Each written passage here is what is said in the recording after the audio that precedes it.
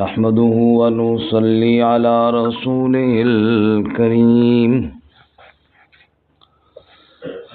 أما بعد فأعوذ بالله من الشيطان الرجيم بسم الله الرحمن الرحيم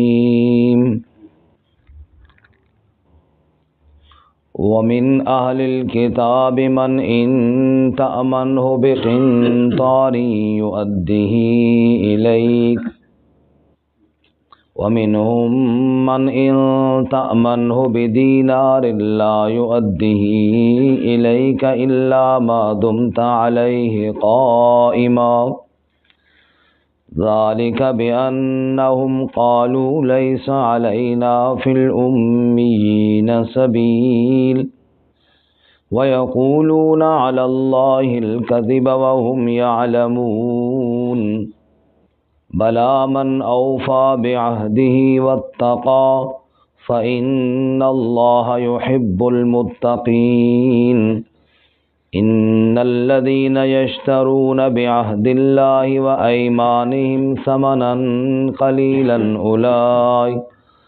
أولئك لا خلاق لهم في الآخرة ولا يكلمهم الله ولا ينظر إليهم يوم القيامة ولا يزكيهم ولهم عذاب أليم وَإِنَّ مِنْهُمْ لَفَرِيقًا يَلْوُونَ أَلْسِنَتَهُمْ بِالْكِتَابِ لِتَحْسَبُوهُ مِنَ الْكِتَابِ وَمَا هُوَ مِنَ الْكِتَابِ وَيَقُولُونَ هُوَ مِنْ عِنْدِ اللَّهِ وَمَا هُوَ مِنْ عِنْدِ اللَّهِ وَيَقُولُونَ عَلَى اللَّهِ الْكَذِبَ وَهُمْ يَعْلَمُونَ سبحان ربك رب العزة عما يصفون وسلام على المرسلين والحمد لله رب العالمين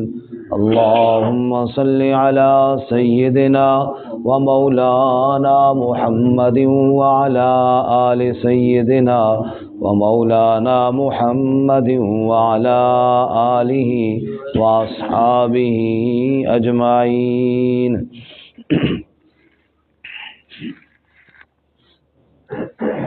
معزز سامعین، سورہ آل عمران آیت نمبر 75 سے لے کر 78 تک تلاوت کی ہیں۔ اللہ رب العزت ان آیات کے مطابق صحیح بیان کی توفیق عطا فرمائے اور ہمیں قرآن و سنت پر عمل کرنے کی توفیق عطا فرمائے۔ گزشتہ آیات میں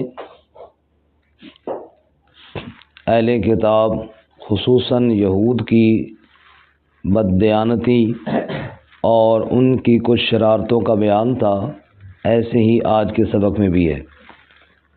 گزشتہ سبق میں ہم نے یہ بات پڑھی کہ ایک گروہ آپس میں مشورہ کرتا ہے کہ تم رسول اللہ صلی اللہ علیہ وسلم کے پاس چلے جاؤ اور بظاہر ایمان قبول کر لو صبح کو، اور شام کو پھر واپس اپنے دین پر پلٹ آنا اور کہنا کہ ہمیں مغالطہ ہو گیا تھا۔ اس کا فائدہ یہ ہوگا کہ جو پہلے سے ایماندار ہیں ان کے دلوں میں بھی شکوک و شبہات پیدا ہوں گے۔ کوئی غلط ہے نا جی، جو اتنے بڑے بڑے لوگ آئے اور پھر واپس چلے گئے۔ اسی طرح اللہ تعالیٰ نے بتایا ان کو اعتراض اور غصہ اس بات پر ہے کہ یہ آخری نبی ان کے خاندان سے کیوں نہیں آیا، حالانکہ یختص برحمتہ من یشاء، اللہ اپنی رحمت سے جس کو چاہے خاص کر لے۔ اب اللہ تعالیٰ تو ان کا پابند نہیں ہے نا، یہ اللہ تعالیٰ کے پابند ہے۔ آج کے سبق میں فرمایا ان کی بددیانتی کا، لیکن اللہ تعالیٰ کا کلام ہے اور اللہ تعالیٰ ایسے عدل کی بات فرماتے ہیں کہ بالکل ایمان والے کے دل سے سبحان اللہ نکلتا ہے کہ اللہ تعالیٰ ان کی بددیانتی کو بیان کرنے سے پہلے ان میں جو کچھ لوگ دیانتدار ہیں ان کا ذکر پہلے فرمایا ایسی بات نہیں ہے کہ ان میں ایک بندہ بھی دیانتدار نہیں، کچھ ان میں دیانتدار بھی ہیں۔ ہمارے ہاں تو جب کسی کی مخالفت ہوتی ہے نا تو ہم تو پوری قوم کو سب کو بیچ میں رگڑتے ہیں، بھئی سارے ہی ایسے ہیں جی، وہ جی فلانے کا نام نہ لو، وہ تو سب بے ایمان لوگ ہیں۔ اللہ تعالیٰ نے فرمایا نہیں، کوئی دیانتدار، اگرچہ تھوڑے صحیح لیکن ہیں تو صحیح نا۔ اللہ تعالیٰ نے پہلے ان دیانتداروں کا ذکر کیا، فرماتے وَمِنْ أَهْلِ الْكِتَابِ، اہل کتاب میں سے بعض ایسے بھی ہیں، من ان تأمنہ بقنطار، اگر آپ ان کے پاس ڈھیروں خزانہ بھی امانت کے طور پہ رکھیں، قنطار کا معنی خزانہ، بڑا خزانہ رکھیں، یؤدیہ الیک، وہ آپ کی جانب ادا کر دیں گے، ذرا بھی اس میں خیانت ہے، ایسے لوگ بھی ہیں ان میں۔ لیکن اب آگے اللہ تعالیٰ ان کی خیانت کو بیان کرتے ہیں کہ بعض اس میں ایسے بے ایمان ہیں، ومنہم، اور ان میں ایسے بھی ہیں، من ان تأمنہ بدینار، کہ اگر ان کے پاس آپ 1 دینار بھی امانت کے طور پہ رکھیں نا، لا یؤدیہ الیک، وہ ادا نہیں کریں گے، اسی ایک کو لے کے تتر ہو جائیں گے۔ یعنی ایسے خیانت والے بھی ہیں کہ جن کو ذرا بھر بھی کسی کا مال ملے تو ہڑپ کرنے میں دیر نہیں کرتے، اور کچھ ایسے ایماندار بھی ہیں جو خیانت نہیں کرتے، اور انہی ایمانداروں میں عبداللہ بن سلام رضی اللہ تعالیٰ عنہ بھی تھے، جو یہود کے بہت بڑے عالم تھے، لیکن دیانت کی وجہ سے جب انہوں نے کہا یار یہ تو وہی نبی ہے جس کا ذکر ہم تورات میں پڑھتے ہیں، کیوں نہ ہم ایمان لے آئے، تو وہ آئے اور آپ صلی اللہ علیہ وسلم کے سامنے ایمان قبول کر لیا۔ حالانکہ بہت بڑا مقام تھا ان کا یہود میں، جیسے کعب بن اشرف تھا یہودیوں کا بہت بڑا، اور پھر دوسرے نمبر پہ حضرت عبداللہ بن سلام رضی اللہ تعالیٰ عنہ تھے، اور ان کا یہ ٹاپ کے آدمی تھے ان کے یہود کے، لیکن ان کی دیانت تھی نا کہ تورات کو پڑھا اور پھر آپ صلی اللہ علیہ وسلم کو دیکھا تو کہنے لگے یار یہ تو وہی نبی ہے جس کا ذکر تورات میں ہے، اور یہ اپنے سارے مقام اور عہدے کو چھوڑ کر رسول اللہ صلی اللہ علیہ وسلم کی غلامی میں آ گئے، تو یہ ان کی دیانت ہی تو تھی۔ بہرحال عبداللہ بن سلام رضی اللہ تعالیٰ عنہ جب ایمان لائے نا تو انہوں نے فرمایا یا رسول اللہ، یہ جو میری قوم والے لوگ ہیں نا یہ میرے اوپر بڑے بڑے الزام لگائیں گے بعد میں جانتا ہوں ان کو، تو ابھی تو ان کو میرے اسلام لانے کا پتہ نہیں ہے، اس لیے میں سامنے نہیں ہوتا، میں اندر بیٹھتا ہوں اور آپ یہود کو بلا کر میرے بارے میں پوچھیں گے وہ کیسا بندہ ہے، تاکہ آپ کے سامنے نا گواہی آ جائے۔ حضور نے فرمایا ٹھیک ہے۔ عبداللہ بن سلام اندر بیٹھے اور آپ نے یہود کو بلایا، یہود نے حاضری کے بعد کہا عبداللہ بن سلام کے بارے میں پوچھتے ہیں، وہ تو ہم میں سے بہت بڑا عالم ہے، ہمارا رہبر اور رہنما ہے، اس جیسا سچا، اس جیسا دیانتدار، جو تعریف میں کر سکتے تھے کہ کچھ نبی پاک صلی اللہ علیہ وسلم کے سامنے اور زیادہ کی، میں اپنا جو لیڈر ہے۔ حضور نے فرمایا کیا خیال ہے اگر وہ ایمان لے آئے تو؟ ان کا توبہ کرو جی، یہ تو ہو ہی نہیں سکنا۔ عبداللہ بن سلام اندر سے اٹھ کر اور کہا اشہد ان لا الہ الا اللہ واشہد ان محمدا عبدہ ورسولہ۔ جب انہوں نے یہ کہا نا تو سارے بھاگے اٹھیں گے نا، کہنے لگے ہمیں مارتا ہے یہ ہے ہی ایسے۔ فرمایا آپ جو مرضی کہتے رہو، تمہاری باتیں میں نے بھی سن لی ہیں، اللہ کے نبی صلی اللہ علیہ وسلم نے بھی سن لی ہیں۔ تو یہ ان کی حالت ہے۔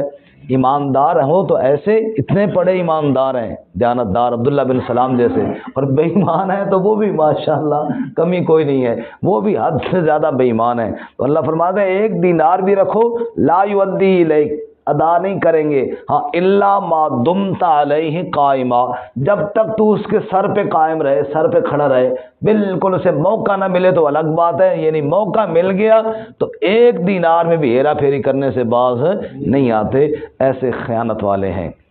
اچھا یہ اتنی زیادہ کیوں خیانت کرتے ہیں جی؟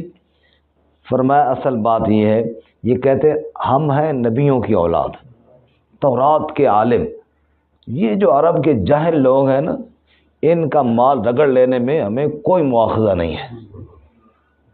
سمجھ آئیے؟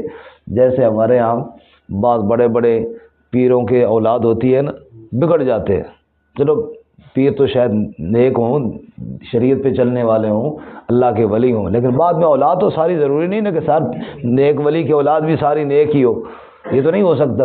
اب وہ اولاد بگڑی ہوئی ہے، وہ جناب کیا کرتے ہیں، وہ مریدین کے گھر تو والد صاحب کے دور کے جاتے رہتے تھے، ان کے گھر گئے، جو ہاتھ چڑھا اٹھا لیا، اب وہ کہتے ہیں وہ پیرانہ پتر جی خیر ہے، سمجھ آئی، مرشد کی اولاد ہے، کوئی بات نہیں ہے۔ اللہ فرماتے ہیں یہ یہودی بھی یوں ہی سمجھتے تھے کہ ہم چونکہ بڑوں کی اولاد ہیں اور یہ لوگ عرب کے لوگ تو ان پڑھ لوگ ہیں، ان کا مال جو ہتھے چڑھے اور نکال لو، کوئی حرج نہیں ہے، ہمارے اوپر کوئی مواخذہ نہیں ہوگا۔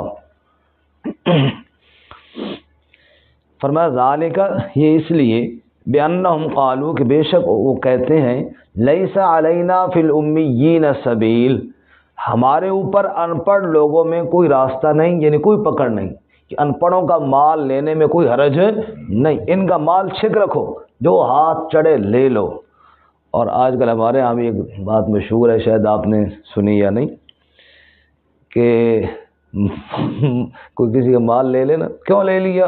اور خیر جی موزیاں دا مال غازیاں تے حلال ہے، موزیاں دا مال ان کو بناتا ہے موزی، موزی تو ہے یا وہ ہے جو اگلے کا مال بٹور رہا ہے، لیکن موزی پھر دوسرے کو بناتا ہے۔ موزی کا بنا ایذا دینے والا، ایذا دینے والا تو ہے نا موزی، جس نے اس کا مال چھین لیا، لیکن پھر بھی اس کا مال بھی لے لیا، اس کو موزی بھی کہہ رہا ہے۔ موزیاں دا مال غازی، اپنے آپ کو غازی بنا رہا ہے، موزیاں دا مال غازیاں تے حلال ہے۔ اور یہ بالکل وہ یہود کا نظریہ ہے جو یہودی کہتے تھے خیر ہے جی عرب کے جاہلوں کا مال ہڑپ کرو، کوئی حرج نہیں ہے، نعوذ باللہ من ذالک۔ اللہ فرماتے ہیں وَيَقُولُونَ عَلَى اللَّهِ الْكَذِبَ، جو یہ کہتے ہیں کوئی حرج نہیں، وہ اللہ پر جھوٹ بولتے ہیں، وَهُمْ يَعْلَمُونَ، انہیں پتہ ہے کہ جھوٹ بولتے ہیں۔ اللہ نے ناحق کسی کا مال دوسرے پہ حلال نہیں کیا ہے، دوسرے کا مال ناحق حرام ہے، چاہے کوئی عالم ہو اس کے لیے، چاہے کوئی پیر ہو اس کے لیے، چاہے کوئی ان پڑھ ہو اس کے لیے، سب کے لیے برابر قانون ہے، کسی کا حق کھانا دوسرے کے لیے جائز نہیں ہے۔ ہاں اللہ کے ہاں کون برگزیدہ لوگ ہیں؟ کسی کی اولاد ہونا، بزرگوں کی اولاد ہونا نہیں، یہ بات بلا من اوفا بعہدہ، جس نے رب کے وعدے کے ساتھ وفا کی، واتقا اور تقوی اختیار کیا، گناہوں سے اپنے آپ کو بچا کے رکھا، تو فإن اللہ یحب المتقین، بے شک اللہ محبت کرتا ہے تقوی والوں سے، تو متقی بن، پھر تو دیکھ تو رب کا محبوب بن جائے گا۔ لیکن دوسرے کا مال کھائے اور حرام کھائے اور جھوٹ بولے اور صرف اس بات پہ کہ میں جناب بزرگوں کی اولاد میں سے ہوں، اس طرح بات نہیں بنتی۔ بلکہ اس طرح کرنے والوں کا حشر کیا ہوگا؟ سنیے، ان الذین یشترون بعہد اللہ، بے شک وہ لوگ جو اللہ کے وعدے کے بدلے میں، وایمانہم اور اپنی قسموں کے بدلے میں، ثمنا قلیلا تھوڑی قیمت لیتے ہیں، دنیا کا مال بٹورتے ہیں، ایمان کی پرواہ بھی نہیں کرتے کہ رب کے ساتھ ہم نے کلمہ پڑھ کے وعدہ کیا تھا، اس بات کا بھی کوئی خیال نہیں ہے ہم نے قسمیں کھا کر تورات میں وعدے کر رکھے تھے کہ دوسرے کا مال نہیں کھائیں گے، کسی چیز کی پرواہ نہیں کرتے۔ اولئک لا خلاق لہم فی الآخرہ، یہ تو وہ لوگ ہیں آخرت میں ان کا کچھ حصہ ہی نہیں ہوگا، جنت کی اتنی بڑی نعمتیں ان کے لیے اس میں سے کچھ نہیں ہوگا۔ ولا یکلمہم اللہ، اور رب ان سے کلام بھی نہیں کرے گا، اللہ ان سے کلام، ولا ینظر الیہم، اور نہ ان کی طرف دیکھے گا، اللہ اتنے بدبخت لوگ ہیں اللہ ان کی جانب دیکھے گا بھی نہیں۔ ولا ینظر الیہم یوم القیامہ، قیامت کے دن اللہ ان کی طرف نظر رحمت نہیں کرے گا۔ ولا یزکیہم، اور نہ انہیں پاک کرے گا، پاک کرنے کا مطلب گناہوں سے پاک کرنا، یعنی اللہ ان کے گناہوں کو بخش دے اور ان کو پاک کر کے جنت بھیج دے، ایسا نہیں ہوگا، بلکہ وَلَهُمْ عَذَابٌ علیم، ان کے لیے دردناک عذاب ہوگا۔ اللہ تعالیٰ ہمیں معاف فرمائے۔ اللہم اجرنا من النار، اللہ ہم سب کو جہنم کے عذاب سے بچائے۔ تو فرمائے یہ جو لوگ ہیں جو وعدہ خلافیاں کرتے ہیں ان کے لیے آخرت میں کوئی حصہ نہیں۔ اور ایک اور گروہ بھی ان میں ہے، وہ یہ ہے کہ لوگوں کو غلط فتوے دیتے ہیں۔ وَإِنَّ مِنْهُمْ لَفَرِيقًا، ان میں ایک ایسا فریق، ایسا گروہ بھی ہے، یلوون السنتہم بالکتاب، جو ٹیڑے کرتے ہیں اپنی زبانوں کو کتاب کے ساتھ، لتحسبوہ من الکتاب، تاکہ لوگ اسے کتاب سمجھیں۔ تورات کی بات نہیں ہوتی، لیکن یوں تلاوت کر رہے ہوتے ہیں اس کو جیسے لگتا ہے ماشاء تورات ہے، اللہ تعالیٰ کی کتاب ہے، حالانکہ وما ہوا من الکتاب، وہ کتاب کا حصہ نہیں ہوتا، چونکہ قرآن مقدس تو اللہ تعالیٰ نے اس کی حفاظت کا ذمہ لیا ہے نا، قرآن مقدس اللہ تعالیٰ نے اس کی حفاظت کا ذمہ لیا ہے، اس کے اندر تو قیامت آ جائے گی انشاءاللہ کوئی ایک لفظ بھی داخل نہیں کر سکتا، لیکن تورات میں وہ ڈال لیتے تھے اور پھر اسی لہج میں، اسی طرز میں تلاوت کرتے، جیسے قاری حضرات قرآن کی تلاوت کرتے ہیں وہ ایسے تورات پڑھتے، بندہ سمجھتا ہے یار یہ بھی شاید تورات کا حصہ ہے، حالانکہ وہ ان کی اپنی بات ہوتی۔ اللہ فرماتا ہے ایسے بے ایمان ہیں، اپنی بات تورات میں ڈال لیتے ہیں، حالانکہ وہ تورات کی بات نہیں ہوتی۔ وَيَقُولُونَ هُوَ مِنْ عِنْدِ اللَّهِ، اور کہتے ہیں یہ اللہ کی طرف سے ہے۔ وَمَا هُوَ مِنْ عِنْدِ اللَّهِ، حالانکہ وہ اللہ کی طرف سے نہیں ہے۔ وَيَقُولُونَ عَلَى اللَّهِ الْكَذِبَ، اور اللہ پر جھوٹ بولتے ہیں۔ وَهُمْ يَعْلَمُونَ، اور وہ جانتے ہیں کہ ہم جھوٹ بول رہے ہیں۔ اپنی مرضی کی جو بات ہے، اپنے دماغ میں جو بات آ رہی ہے، اس کو اللہ کا حکم بتانا، اس سے بڑا اور کیا جھوٹ ہوگا؟ جو بات اپنے دماغ میں آ رہی ہو، میرے سمجھ میں آ رہی ہو، میں کہوں یہ اللہ کا حکم ہے جی، نعوذ باللہ من ذالک، اس سے بڑا کوئی اور جھوٹ ہوگا؟ اس سے بڑا کوئی اور؟ ایسے اب قرآن مقدس کے اندر تو تحریف کر کو نہیں سکتا، لیکن جھوٹے مسائل بتانے میں ماشاءاللہ کمی آج بھی کسی میں نہیں ہے۔ وہ بڑی مشہور بات ہے، آخری بات سناؤں کہ راجہ صاحب کے علاقے کی بات ہے، بھیاں شریف، وہاں پہ لوگ جو ہے نا طلاق دے کے نا بڑے پھر جلدی حلال کروانے کے چکر میں ہوتے ہیں۔ وہاں بھیاں کے ایک قاضی صاحب تھے، ان کو جناب اس وقت 20 روپے دیتے تھے۔ کتنے روپے؟ 20 روپے دو تو جو مرضی مسئلہ حلال کرا لو۔ سمجھ آئی؟ بس گنجائش ہے جی تھوڑے سے، کوئی مسئلہ نہیں۔ تو وہاں پھر لوگوں نے بات مشہور کی، قاضی یہ بھیاں دا، نہ پتراں دا نہ دھیاں دا، قاضی روپیاں ویاں دا۔ سمجھ آئی؟ وہاں جو قاضی صاحب تھے نا، قاضی کا مطلب فتویٰ دینے والا، وہ 20 روپے دو تو بس جو مرضی حلال کرا لو، مسئلہ ہی کوئی نہیں ہے۔ تو یہ بات کسی کے کہنے سے حلال نہیں ہو جاتی۔ ایک آدمی اگر حرام کھا رہا ہو، میں اس کو کہتا بھائی خیر ہے جی کوئی مسئلہ نہیں، تو میرے کہنے سے ہو جائے گا؟ میں تھوڑا ہی شریعت کا اختیار رکھتا ہوں۔ حضرت حکیم الامت مولانا شریف تھانوی رحمۃ اللہ علیہ کے پاس نا ایک عورت گئی طلاق کا مسئلہ پوچھنے کے لیے، تو انہوں نے بتایا بھی طلاق تو ہو گئی ہے۔ اس نے کہا مولوی صاحب طلاق ہو گئی ہے، یہ مسئلہ میں نے اپنے پنڈ دے مولوی بھی دسا ہے۔ یہ مسئلہ اپنے پنڈ کے، اپنے گاؤں کے جو مولوی تھے نا، انہوں نے بتایا تھا طلاق ہو گئی ہے۔ آپ کے پاس اس لیے آئی ہوں کہ آپ بڑے عالم ہیں، کوئی بڑی گل کر سو، بڑے عالم ہیں، کوئی بڑی بات کرو، یہ پھر وہی بات۔ تو انہوں نے کہا اماں جی ہم مسئلے بتاتے ہیں، ہم مسئلے بناتے نہیں ہیں، ہم مسئلے بتاتے ہیں، ہم مسئلے بناتے نہیں ہیں۔ جو مسئلہ اللہ تعالیٰ نے بنایا ہوا ہے شریعت میں، وہی مسئلہ چھوٹا مولوی بتائے گا، وہی مسئلہ بڑا مولوی بتائے گا۔ اب آپ دیکھیں نا کہ خود بنانا ہو تو پھر تو ہم مل کے جناب کچھ بنا لیں، مسئلہ بنتا نہیں ہے۔ فرمایا یہ یہود میں ایسے لوگ ہیں جو خود بناتے ہیں اور اللہ کی طرف منسوب کرتے ہیں۔ اللہ تعالیٰ اس سے ہماری حفاظت فرمائے۔ ترجمہ دوبارہ سنیں جی۔